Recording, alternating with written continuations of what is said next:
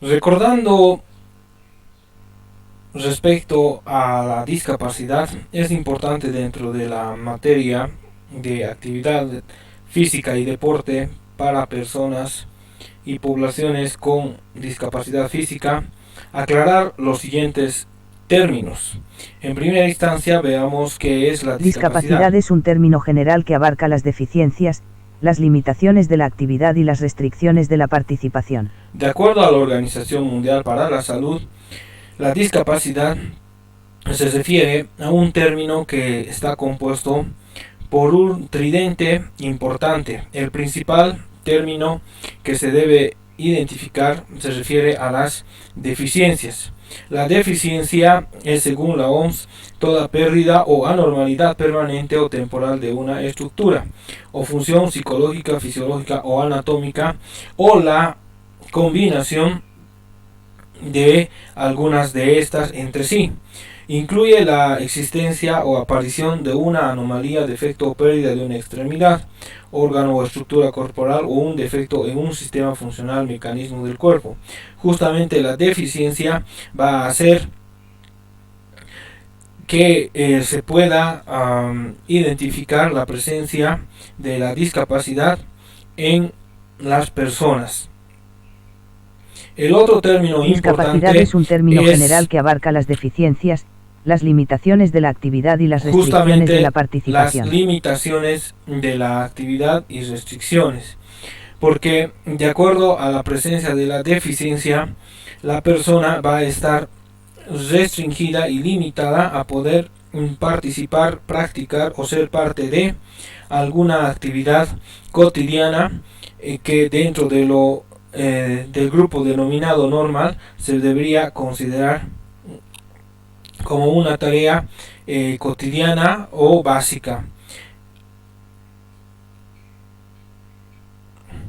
La discapacidad, entonces, según la Organización Mundial para la Salud, es toda restricción o ausencia debida a una deficiencia. Entonces, lo que causa la discapacidad es la deficiencia de alguna función motora, de alguna función fisiológica o la combinación de ambas. También en este grupo está enmarcado la deficiencia intelectual o mental. La discapacidad se hace presente al hacerse presente una deficiencia. Puede ser temporal o permanente, reversible o irreversible. Es una limitación funcional, consecuencia de una deficiencia que se manifiesta en la vida cotidiana. La discapacidad se hace presente en las personas y se debe referir que la persona no es discapacitada, sino que está discapacitada por la presencia de una deficiencia que justamente ocasiona limitaciones y restricciones para su desempeño normal. Dentro de los tipos de discapacidad tenemos la discapacidad sensorial, la discapacidad motora y la discapacidad intelectual. Actualmente también dentro de esta clasificación ingresa lo que es la discapacidad múltiple, que se refiere a la combinación entre sí de estos tipos de discapacidad. La discapacidad sensorial, de acuerdo a la Oficina de Acción Solidaria y Cooperación, engloba una deficiencia que ha afectado a los sentidos, principalmente auditiva y visual, es decir, al oído y a la vista. Una persona tiene discapacidad sensorial cuando presenta una alteración que afecta a sus órganos sensoriales principales. Dentro de la discapacidad sensorial se engloba principalmente a la pérdida parcial o total del oído y a la pérdida parcial y total o total de la vista. En realidad, hablando de la pérdida del órgano auditivo, se debe decir que cuando se trata de una pérdida parcial se denomina hipoacusia, de acuerdo al grado que ha podido ser identificado a partir de una audiometría que se realiza para determinar el grado de pérdida de este sentido tan importante. Cuando hay una pérdida total del sentido del oído se denomina hipofosis. Entonces, en la actualidad existe diferentes grados en la pérdida de este sentido. En referente a la pérdida del sentido de la vista, se debe mencionar que también existen grados, pero para fines participativos dentro de lo que corresponde la parte deportiva, todos parten de unas condiciones igualitarias de equidad para poder encontrarse, ¿sí?, en las mismas condiciones, valga la redundancia, y que no exista ninguna ventaja para ninguno de los participantes. Cabe mencionar que con referencia a la pérdida del sentido del oído, no existe el término dentro de la jerga ya más académica de sordo mudo, debido a que las personas no llegan a concretar un aprendizaje de la expresión oral o verbal, ya que no aprendieron los sonidos de las vocales, de las consonantes, de las sílabas, ¿sí?, de las trilíteras, entre otros.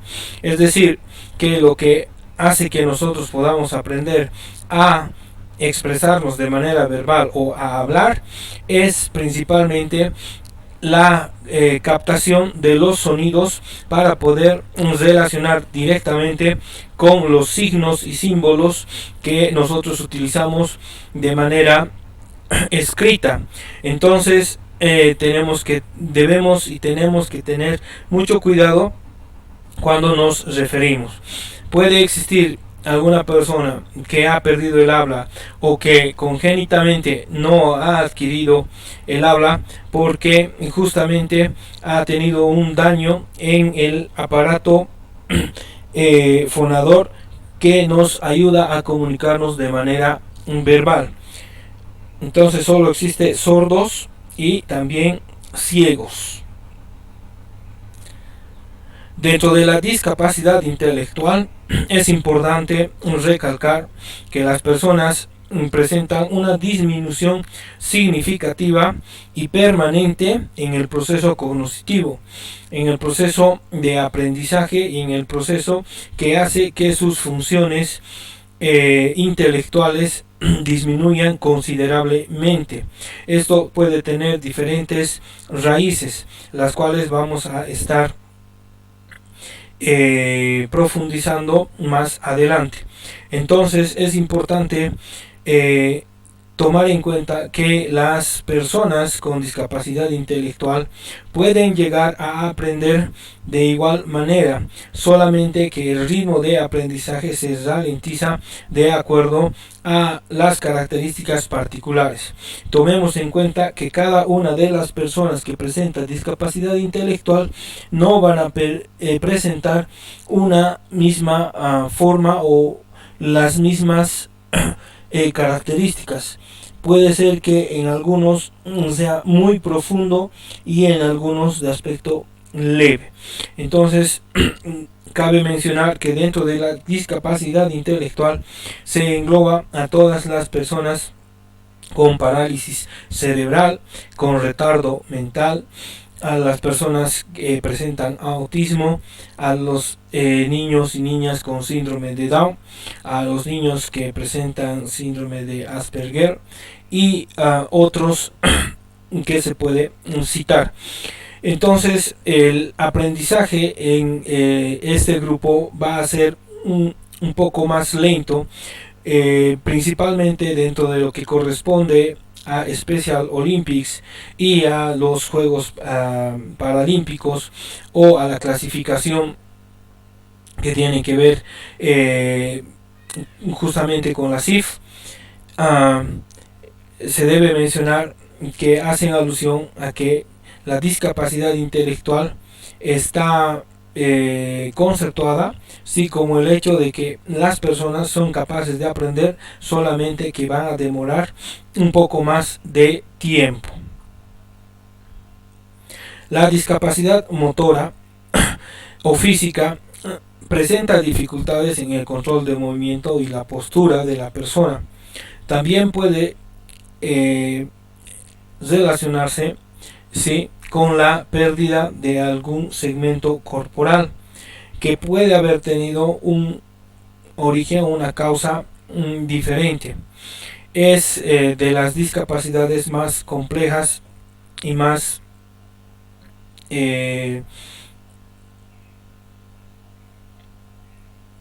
digámoslo así, un poco más complicadas de poder explicar debido a la gran variedad dentro de los niveles que se puede presentar. En la diapositiva podemos ver que los niveles en la discapacidad física y o motora están enmarcados en ligera, moderada y grave. Ahora bien, dentro de la discapacidad motora física tenemos la espina bífida, que se refiere a la alteración congénita en las vértebras de la columna, lo que puede producir, sí, tal vez que no se desarrollen los miembros, lesiones a nivel de la espalda, por supuesto, la deficiencia para poder caminar, ¿sí? La problemática dentro de lo que es la espina bífida. Entonces también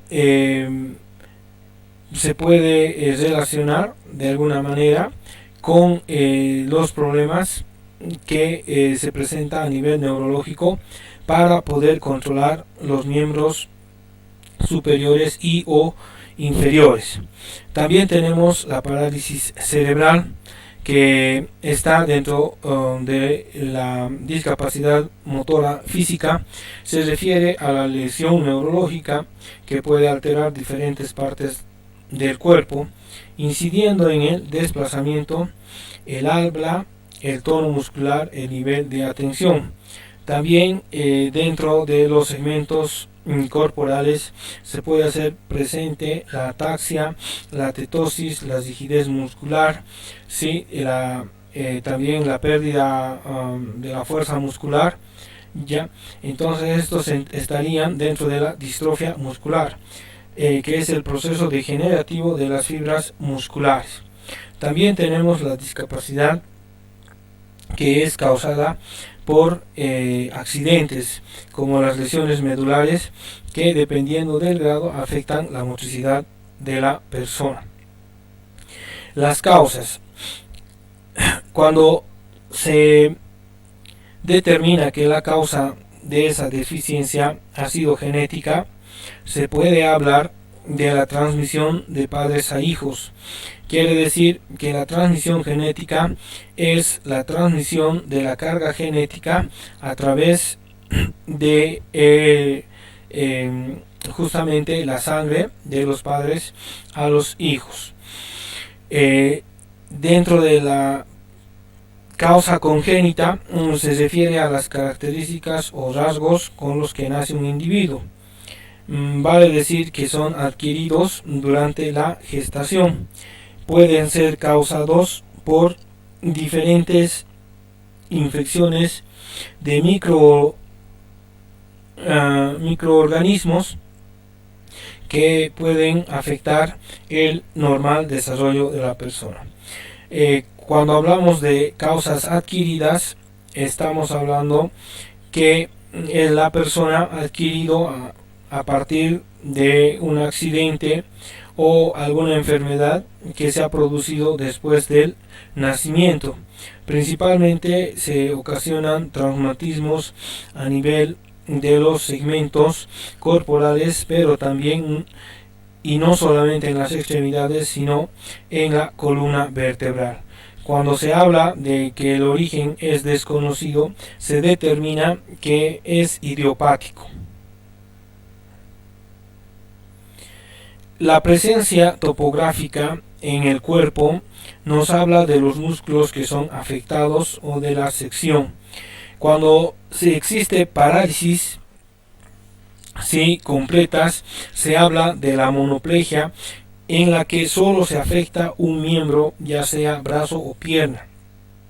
La hemiplegia se refiere a que afecta un lado del cuerpo, ya sea izquierdo o derecho, en la cual van a estar afectados el brazo o el miembro superior y el miembro inferior del lado que está afectado. La paraplegia es la parálisis de los dos miembros inferiores. Generalmente las personas que vemos en silla de ruedas y no pueden andar han sufrido alguna lesión a nivel lumbar, por lo tanto se dice que estas personas topográficamente tienen paraplegia. La cuadriplegia es la parálisis de los cuatro miembros. Vale decir que la médula espinal ha sufrido una lesión a nivel cervical. En este sentido podemos recordar de el actor Christopher Lloyd de el cine que conocemos. En los años 80-90 interpretaba el papel de Superman, en el que grabando una de las películas sufrió un accidente que lo dejó cuadrapléjico y ha logrado alargar o prolongar su vida a partir de los implantes de electrodos que realizaban la contracción eléctrica, para que así los músculos que están comprometidos en la respiración puedan realizar las contracciones necesarias. La enseñanza que deja huella no es la que se hace de cabeza a cabeza, sino de corazón a corazón. Howard Gardner.